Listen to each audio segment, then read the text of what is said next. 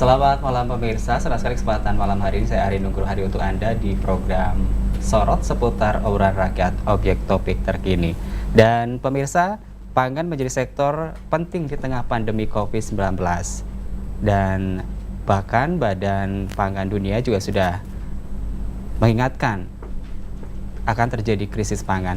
Dan kita akan ngobrol-ngobrol bagaimana peran sektor pertanian dalam menunjang ketahanan pangan di tengah pandemi COVID-19 ini.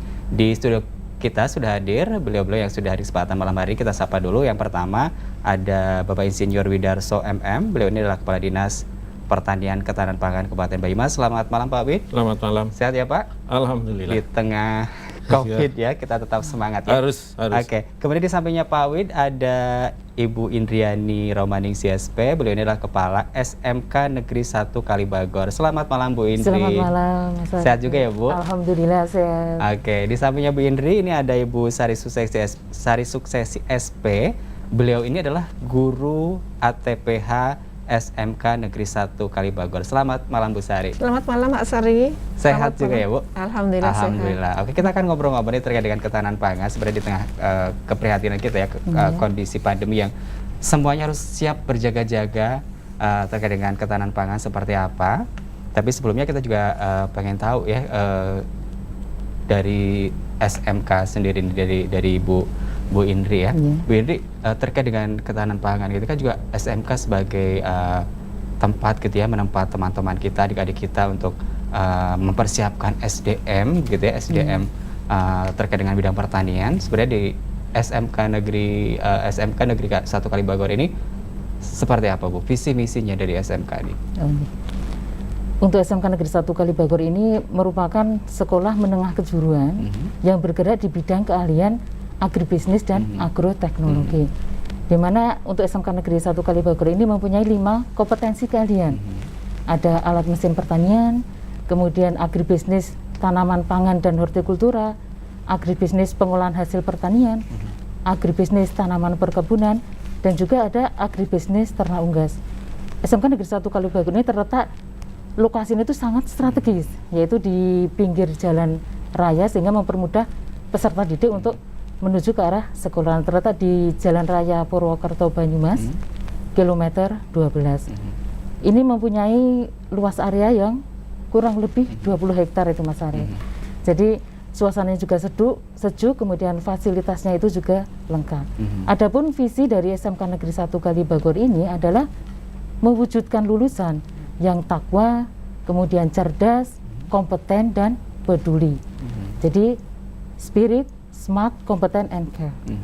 Nah, dengan untuk menuju ke visi ini biar tercapai itu, maka dijabarkan lagi menjadi beberapa misi di SMK Negeri 1 Kalibagor ini.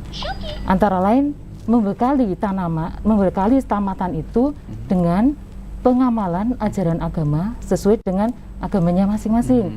Kemudian juga penguasaan IPTEX, ilmu pengetahuan, teknologi, dan seni, juga keterampilan kerja, kemudian juga budaya peduli. Peduli di sini bukan hanya peduli kepada sesama saja, tetapi juga peduli terhadap lingkungan. Apalagi sekolah SMK Negeri 1 Kalibagor ini sekolah adiwiyata, jadi kita harus peka untuk bisa mencegah kerusakan, kemudian bisa mengatasi kalau ada pencemaran lingkungan, kemudian bisa melestarikan fungsi dari lingkungan tersebut. Nah, dengan visi dan misi yang jelas ini, maka SMK 1 Kalibagor ini bisa mencetak tadi lulusan yang mempunyai kompetensi di bidang kompetensi pengetahuan, kemudian keterampilan maupun sikap, sehingga diharapkan bisa mencetak sumber daya manusia pertanian sehingga bisa untuk berkontribusi untuk menuju ke ketahanan pangan ini ya. Okay. Jadi di sini setelah lulus itu diharapkan anak SMK itu bisa siap kerja seperti yang dimutu itu, SMK bisa, SMK hebat, SMK bisa hebat, siap kerja, santun, mandiri, dan kreatif. Oke. Pak Wid, tadi kan SMK ini fungsinya untuk mencetak ya generasi milenial yang siap untuk bisa mencetak petani-petani tangguh begitulah ya. Dan kalau kita berbicara soal ketahanan pangan, Pak Wid, secara global begitu seperti apa sih Pak? Ya. Terima kasih. Jadi apa yang dikhawatirkan dari Badan Pangan Dunia, Betul, WHO terjadi itu, krisis pangan, ya, itu masuk akal. Karena kondisi seperti ini dengan segala keterbatasan, apalagi negara satu dengan yang lain saling ketergantungan, memang patut kita waspada. Bahkan ada ramalan terjadinya perang nanti, itu masalahnya bukan lagi masalah yang lain, adalah masalah pangan. Oleh karena itu, mau tidak mau, suka tidak suka, pemerintah dalam hal ini pemerintah pusat harus fokus di masalah pangan. Dan alhamdulillah ini juga di kondisi pandemi COVID seperti ini, ternyata terlihat bahwasanya sektor pertanian itu memegang peranan yang sangat penting. Dan alhamdulillah seperti daerah agraris seperti kita, ini nampaknya kondisi COVID tidak berpengaruh apa-apa terhadap petani. Dalam arti kata, semangat bekerja mereka tetap tidak terpengaruh. Indikatornya ini terjadi di musim panen yang sekarang ini lancar, dan alhamdulillah harganya juga relatif bagus. Dan sekarang petani sedang bersemangat untuk menghadapi musim tanam kedua. Ini sebuah hal yang menjadi fokus kita, dan perlu juga kami sampaikan di forum ini kepada para pemirsa, masyarakat tani khususnya, kita harus berjaga-jaga. Jadi yang paling ideal sekarang adalah memanfaatkan pekarangan, intensifikasi pekarangan. Apa yang ada di sekitar dimanfaatkan semaksimal mungkin. Jadi ketahanan pangan itu awalnya dari ketahanan pangan keluarga. Di kondisi yang sulit seperti ini, mestinya masyarakat, terutama masyarakat petani itu tidak perlu membeli. Barang ada semua di sekitar. Kebutuhan karbohidrat terpenuhi dari di sekitar misalnya umbi-umbian. Kebutuhan protein bisa dipenuhi, bisa memelihara ayam, ada telur di sana. Kebutuhan untuk vitamin, dia punya pastilah pohon pisang. Jadi dalam konteks ini, sebetulnya di pandemi yang seperti ini, imunitas itu sangat dibutuhkan. Dan itu ada di petani. Jadi yakinlah kalau kita konsumsinya baik, imunitas kita terjaga, pasti kita terhindar dari COVID-19. Oke Pak, kalau kita prediksi gitu ya, memprediksikan sampai kapan nih Pak, maksudnya ketahanan pangan kita untuk terutama di Banyumas ini untuk kebutuhan di masa pandemi ini? Kan pasti ada masanya, meskipun kita baru musim panen ya sekarang. Jadi kalau untuk Kabupaten Banyumas karena menjadi daerah agraris, kita masih surplus. Namun demikian kita tidak bisa berhitung secara lokal seperti itu. Karena beras kita juga lari kemana-mana. Artinya Jakarta tidak punya sawah, tapi di sana pusatnya beras. Artinya kita harus waspada dengan hal itu. Sehingga memang semuanya saja kita tetap harus jaga-jaga. Dan memang stok kekuatan kita itu sekitar 3-4 bulan ke depan. 4 atau 3 bulan ke depan. Sehingga musim tanam kedua ini kita harus sukses. Semuanya harus mendukung ke arah sana. Karena kita khawatir kemarau seperti tahun yang lalu, bulan Juni, Juli betul-betul tidak ada hujan. Ini patut diwaspadai. Jadi kami mohon dukungan semua pihak agar musim tanam kedua ini bisa betul-betul berhasil, agar kita tidak nanti terjadi kondisi kerawanan pangan seperti yang kita khawatirkan. Nah ini kalau sampai terjadi orang rebutan beras, itu sudah sangat parah kondisinya. Walaupun kita punya asupan karbohidrat yang lain. Dan mungkin masyarakat juga harus terbiasa juga non beras juga harus tetap digalakkan ya Pak. Jadi umbi-umbian kan banyak ya sumber karbohidrat kita kan nggak cuma beras ya. Kalau berbicara soal ketahanan pangan, peran SMK seperti apa? Mungkin Bu Indri bisa jelaskan. Peran SMK ini salah satunya tadi yang disampaikan oleh Bapak Widarso itu, kita harus memanfaatkan tadi ya pekarangan, dan ini sudah dipraktekkan oleh siswa-siswa dari SMK Negeri 1 Kalibagor. Mereka selama kemarin memasuki pandemi ini yang memang memberikan dampak ke segala bidang ya, ada perdagangan, ada transportasi, pendidikan, dan ini kalau berkepanjangan nanti jelas akan memberikan dampak kepada ketahanan pangan juga. Jadi siswa-siswa SMK 1 Kalibagor ini sudah mulai mengaplikasikan menanam tanaman, baik itu mungkin sayuran, kemudian juga cabai atau mungkin empon-empon yang buat bumbu itu. Di samping itu, ya betul.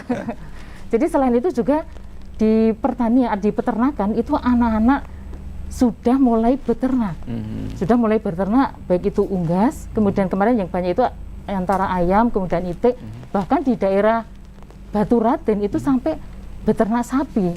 Itu saya ajungi jumpa karena memang di SMK Negeri 1 Kalibagor ini memang sudah digembleng untuk mengarah ke arah ke jiwa kewirausahaannya juga. Kemudian selain itu lulusannya kita memang berharap menciptakan suatu lulusan yang tadi ya, calon-calon petani milenial, saudagar, mungkin pengusaha kayak gitu. Di situ kita lulusan kemarin kita mencetak 322 SDM khususnya di bidang pertanian. Memang tidak hanya kita berpatokan pada jumlahnya saja, tetapi kita juga harus melihat tadi kualitasnya. Sehingga dengan kualitas yang bagus itu maka orang atau anak-anak ini bisa berekspresi atau mengasihkan kontribusi untuk ketahanan pangan. Kemudian kalau secara umum kemarin juga SMK Kalibagor itu sudah memberikan istilahnya peduli untuk bantuan dana sosial untuk sembako, kemudian masker, hand sanitizer dan lain-lain. Itu peran SMK ini ya, jadi ada peran serta teman-teman dari SMK betul, juga ya. Dan kita juga mungkin perlu merubah mindset masyarakat kita ya, kalau misalnya bidang pertanian itu kan identik dengan kotor, kemudian dengan kemiskinan dan sebagainya ya, begitu ya. Bu Sari sebagai guru ya, guru ATPH, saya juga pengen tanya juga ATPH itu apa sih sebenarnya ya. Kemudian bagaimana kemudian memotivasi teman-teman di SMK biar punya semangat spirit petani milenial begitu. Terima kasih Mas Ari. Jadi ATPH itu adalah kompetensi agribisnis tanaman pangan dan hortikultura. Jadi seperti yang disampaikan beliau Pak Wid tadi dan beliau Ibu Kepala Sekolah, kami dari tim guru selama WFH di rumah itu memang memberi tugas ke anak-anak supaya memanfaatkan pekarangan atau tanah di sekitarnya. Nanti ada insert yang salah satu tugas siswa itu bisa mereka membantu orang tuanya bertanam padi sambil mengamati apa yang sesuai kurikulum, dimulai dari pengelolaan tanah, kemudian penanaman, pemeliharaan dan lain-lain. Kemudian ada juga tugas yang untuk tanaman sayuran membuat hidroponik skala rumah tangga. Itu nanti disyuting dari mulai penanaman sampai panen, nanti disetorkan ke gurunya masing-masing. Kemudian untuk kompetensi yang lain seperti unggas, itu memelihara ayam di rumah. Intinya semuanya harus praktek sesuai yang ada di sekolah, cuma dilakukan di rumah, dan ini otomatis akan menunjang ketahanan pangan. Seperti itu Mas Ari. Artinya bahwa Pak Wid sebenarnya ketahanan pangan ini bukan hanya tugas dinas saja, bukan tugas dinas SMK sebagai lembaga pendidikan, tapi semua masyarakat ini harus sudah siap begitu ya menghadapi pandemi ini.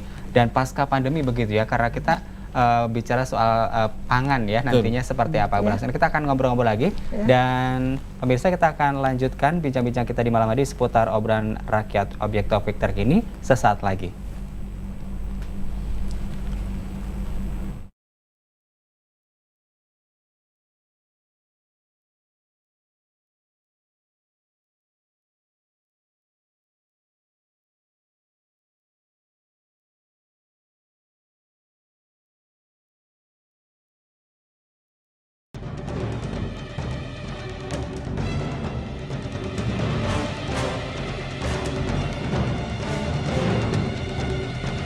Toko Besi Putra Sugeng menyediakan kebutuhan kamar mandi mulai dari bathtub, kloset, shower,